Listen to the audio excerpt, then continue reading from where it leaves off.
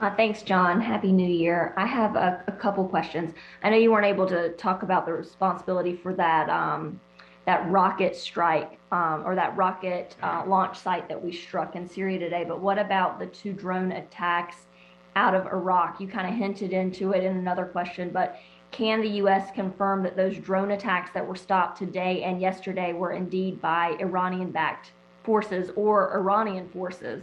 There have been some in Iran that have been tying the anniversary of the Soleimani killing to revenge on the United States. What more can you give us on those two attacks? Yeah, I'm afraid I don't have more detail in terms of attribution for those. As you rightly pointed out, Carla, they're pretty recent, just occurred. So I'm not in a position to provide specific attribution of a group or an organization. But, and I've said, as I said to Barb, I mean, these kinds of attacks are very much in keeping with the kinds of attacks we've seen from Iran-backed militias in Iraq and in Syria. And so, obviously, our working level assumption is that such groups were responsible for these. But I don't want to speculate beyond that. It's in keeping with the kinds of tactics, techniques, and procedures we've seen from these groups in the past. Eleanor Watson from CBS. Hey, John, can you still hear me? Yep. Oh, sorry. I have one more follow on the New York Times report about airstrikes conducted by the U.S. military. They had some accusations, and they were saying that the civilian casualty cell that was responsible for following up on civilian casualties wasn't always prepared for the job and didn't always find things that the New York Times reporters found really easily. So my question on this is, and you may have to take this, but my question is, what changes has the U.S. military made in order to better seek out civilian casualty reports and assess those allegations?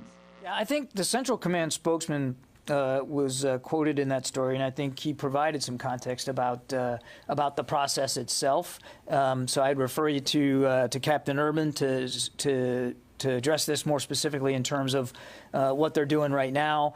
I think you saw in his response that he made clear that they choose assessment team members from a broad range of skill sets, and they try to do the best they can to make sure that the skills that are most needed are represented in those assessment teams. That said, and you heard the Secretary talk about this not long ago, we are absolutely interested in constantly improving our processes and our procedures. And without getting ahead of the Secretary, I know he's taking all this news coverage seriously, as well as his own curiosity in terms of how we are looking at the issue of civilian harm and how we are assessing ourselves, how we are trying to improve our capabilities in that regard. And he's working his way through recommendations that he has received from both the Central Command Commander as well as Special Operations Command Commander.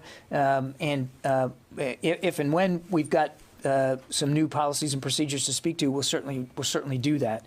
But civilian harm is something that we do take seriously, and as the Secretary said himself, we do recognize that we've got to do better. And so we're going to continue to stay focused on this, and as we make improvements, as we make changes, we'll certainly be transparent about that.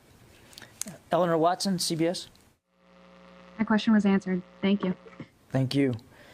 Let's see. Mike from Washington Times.